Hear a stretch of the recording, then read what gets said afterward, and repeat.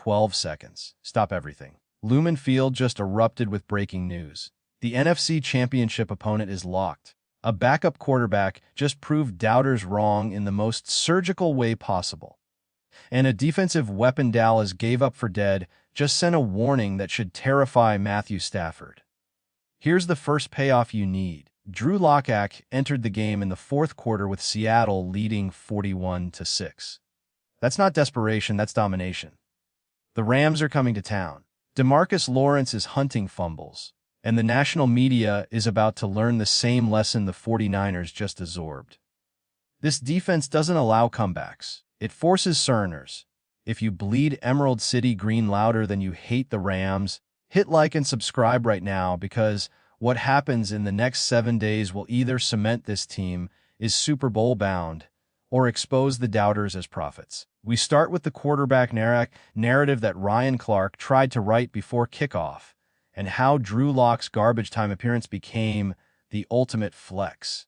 A quarterback change fourth quarter 41-6 on the scoreboard. The player entering the game, Drew Lock. And here's why this changes everything. Before the divisional round, the national media created two contradictory narratives about the Seahawks quarterbacks. First, they insisted Sam Darnold would choke in the playoffs because that's what bust quarterbacks do. Second, they claimed Seattle had no chance if Darnold's abdominal strain forced him to the sideline because backup Drew Lock couldn't win a playoff game. Ryan Clark led the charge, predicting Darnold would crumble under pressure. Other analysts piled on, writing off Seattle's regular season brilliance as fool's gold that would tarnish the moment the stakes increased. But here's what actually happened. Darnold played efficiently, completing 12 of 17 passes for 124 yards and 1 touchdown, 0 turnovers. He didn't need to be spectacular. He needed to be smart, and he was.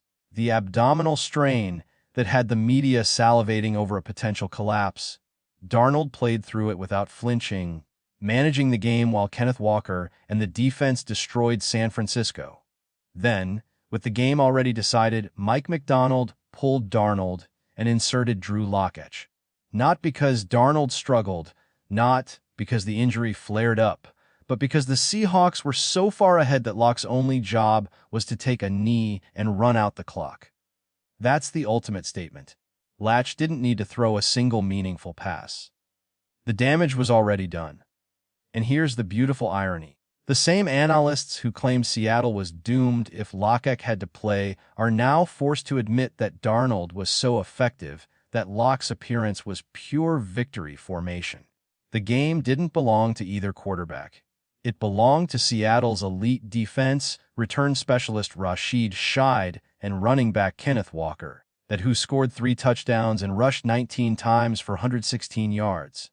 At one point in the second half, Walker carried the ball 6 consecutive times. Old school football. Ground and pound domination. And it was gorgeous. Do you think Sam Darnold silenced his doubters with his performance? Drop your take below. And if you believe the national media owes Seattle an apology, smash that like button and make Ryan Clark see it. But here's the twist. The expectation now is that Drew Lock will continue to appear in every playoff game for the exact same he played against the 49ers. Translation: Seattle will be so far ahead that Lock's job is simply to hand off and secure the win. That's not a backup plan. That's a blueprint. And speaking of blueprints, the Seahawks now know exactly who they'll face in the NFC Championship, and it's the opponent every 12 wants. The rivalry deepens, the stakes skyrocket, and the revenge tour continues. Overtime in Chicago, cold night.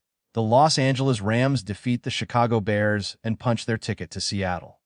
The opponent is set, the date is locked, and the matchup is exactly what every NFL fan should have wanted. Seattle versus Los Angeles, Round 3, with a Super Bowl berth on the line.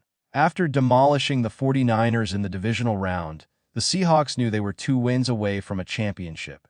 Now they know who stands in their way. The Rams, who survived a frozen battle in Chicago, will travel to Lumen Field on Sunday, January 25th for a 30:30 p.m. kickoff. Fox will broadcast the game with Kevin Burkhardt on play-by-play, Tom Brady providing commentary, and Aaron Andrews and Tom Raldy reporting from the sidelines. The same crew that called the divisional more will be back to witness the next chapter. Here's why this matchup is perfect.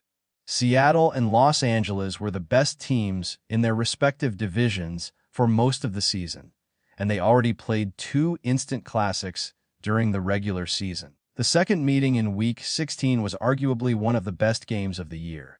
The Seahawks won 38-37 in overtime after attempting a 2-point conversion in the final seconds. If they hadn't converted, the entire playoff picture would be different. That's how thin the margin was between these teams. And now they know each other better than any other matchup in the NFC. No secrets, no surprises, just execution. The team that plays cleaner football advances to the Super Bowl. But here's the narrative you'll hear all week from the national media. Matthew Stafford is better than Sam Darnold in big games. Stafford has a Super Bowl ring. Darnold has a redemption arc. So don't be surprised when analysts pick against Seattle, claiming experience trumps momentum. That narrative one critical fact.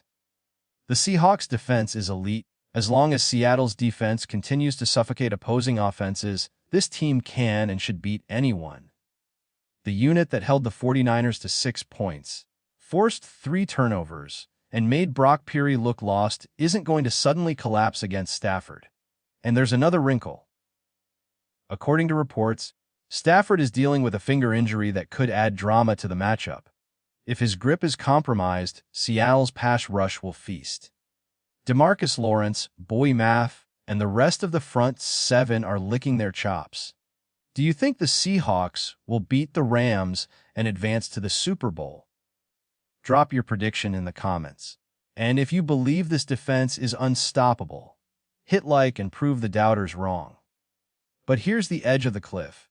The Rams are the one team that knows how to exploit Seattle's tendencies. They've played twice already this season, which means Los Angeles has tape patterns and adjustments ready. If the Seahawks don't evolve their game plan, the familiarity could work against them. And while the offense gets the headlines, the real story is on the other side of the ball, where a defensive weapon Dallas discarded is about to terrorize the NFC Championship stage. A forced fumble. Fourth quarter. Game already decided. Brock Purdy tries to escape pressure, but Demarcus Lawrence chases him down from behind and rips the ball out of his hands. Seattle recovers. Another turnover. Another statement. The player who made it happen, the same edge rusher that Dallas Cowboys gave up on after the 2024 season, the name Demarcus Lawrence. And here's why this changes everything. After missing 13 games last season, Dallas decided Lawrence was finished, that the former Pro Bowler had lost a step and wouldn't help them avoid another playoff drought. The Cowboys' loss became Seattle's game. Lawrence revitalized his career in 2025, recording 6 sacks, his highest total since 2020, and 20 quarterback pressures, his most since 2018. But the most remarkable aspect of his game wasn't the pass rush. It was his ability to contain the run and force fumbles. He forced 3 during the regular season and has always been brilliant at stripping the ball from ball carriers. Against the 49ers, he did it again. And after the game, Lawrence explained his philosophy to reporters in the most menacing way possible. "I'm not going to run for nothing. You know what I'm saying?" Lawrence said, "If I'm going to run, I'm going to try to take the ball from you." He succeeds most of the time. The veteran defensive lineman is experienced and smart enough to know exactly how to force the fumble. But he's also fast enough to reach opponents before they realize Lawrence is about to attack them. Here's the curious part. Although Lawrence forced 4 fumbles this season, most fans will remember the other side of 2 of those fumbles, both of which occurred in the same game. In Seattle's Week 10 demolition of the Arizona Cardinals, 44-22, fellow edge rusher Derek Hall forced a fumble from Jacob Brissett just before he started his throwing motion. The ball bounced into Lawrence's hands, and he ran it in for a touchdown. In his 12th-year career, Lawrence had only scored 1 touchdown after recovering a fumble, and that was in 2022. Getting 2 fumble recoveries for touchdowns in a single game is statistically nearly impossible. But what's not impossible is Demarcus Lawrence forcing turnovers for the Seattle Seahawks. He's probably not done yet, and hopefully he'll have 2 more chances this season to prove he can do it. Do you think Demarcus Lawrence is X factor in the NFC Championship? Comment below. And if Dallas regrets letting him walk, hit like and remind Cowboys fans what they lost. But here's the cliffhanger. Lawrence's strip sack ability is exactly what Seattle needs against Matthew Stafford, who has fumbled 12 times in his last 20 playoff games. If Lawrence gets home even once, the game could flip on a single strip, and the Rams know it. 3 stories, 1 destination. The Seahawks are wins away from a Super Bowl championship, and every piece is falling into place. Drew Lock's garbage time appearance wasn't a sign of weakness. It was proof that Sam Darnold had already destroyed the narrative before halftime. Ryan Clark and the national media wanted a playoff collapse. And instead, they got surgical efficiency, 0 turnovers, and a 41-6 beatdown that forced Seattle's backup into victory formation. The Rams' matchup is perfect. No team knows Seattle better, and no team has pushed the Seahawks harder this season. But familiarity cuts both ways. If Los Angeles knows Seattle's tendencies, Mike Macdonald knows every wrinkle in Sean McVay's playbook. This is chess, not checkers. And Demarcus Lawrence, he's the wild card Dallas handed to Seattle. The edge rusher they deemed washed is now the turnover machine that could rip the NFC Championship away from Matthew Stafford with 1 perfectly timed strip sack. Let's talk about what this means. If Seattle wins on January 25th, this franchise returns to the Super Bowl for the first time since 2014. That's an 11-year gap. An entire generation of 12s has never seen this team on football's biggest stage. This is the moment. The defense is elite. The run game is punishing. And the doubters are running out of excuses. Here's what I need from the 12s. 1. The smash that, like, if you believe Sam Darnold just proved he's a legitimate playoff quarterback. 2. Drop a comment with your score prediction for Seahawks versus Rams. Are we winning by double digits, or is this going to overtime again? 3. Subscribe, because every single subscriber makes Rams fans nervous, and we're about to take over the entire NFC. But here's the edge of the cliff. A Matthew Stafford's finger injury could force him to wear a glove, which changes his grip and velocity. If he can't zip the ball into tight windows, Seattle's secondary will feast on every hesitation throw. That injury report drops this week, and it could shift the entire betting line. And there's another rumor brewing. The Rams are reportedly targeting a specific defensive adjustment designed to neutralize Demarcus Lawrence's strip sack ability. If they double-team him on every passing down, does Seattle have another pass rusher ready to step up? That story drops next. Plus, Kenneth Walker's contract situation looms. He just priced himself into elite running back money with that 3-touchdown performance. And if Seattle can't afford to resign him, this playoff run could be his farewell tour. The business side of football never sleeps.